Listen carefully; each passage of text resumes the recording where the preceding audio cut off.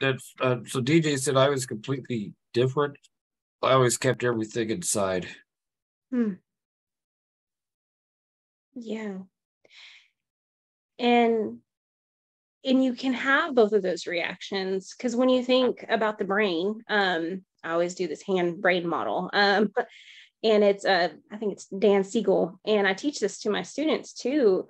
When we have a higher emotional um status and we're getting frustrated, like I heard you say, frustrated and angry and like, Yeah. please stop asking me these questions, we're in dysregulation. This is like our prefrontal cortex, this is our thinking brain.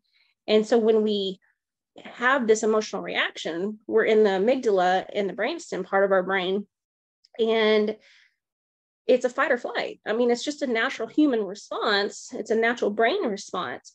And so some people, when they're dysregulated, will show it outward and Mm-hmm. show Mm-hmm. frustration and anger and yell at people or throw things, or like Ryan was saying, Yeah. misbehave in Mm-hmm. class, or be the bully and take it out on other people. And it's a natural reaction. That's the fight response. But then what DJ is saying, he's more the flight response, the pushing it down or the freezing, and kind of holding those feelings in. And it's just natural human reaction when we have high Mm-hmm. frustration or trauma.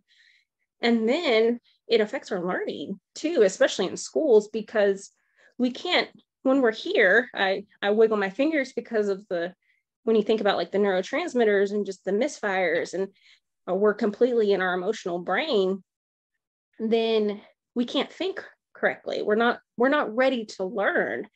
And some research says that it takes about 20 minutes to get there. So if you're in this constant flux of stress and frustration, and kids are asking you questions, and you're already feeling stressed and feeling different as it is, your stress level is higher. And so you're not ready to learn. And so then it can Mm-hmm. cause Mm-hmm. other problems in school too with learning. So it's just kind of like a trifecta. And so we try to teach kids how to regulate and how to kind of focus on those feelings, naming it, and then taming it and figuring out how to cope with those feelings too in school. That can be difficult sometimes, for sure. Yeah, for sure.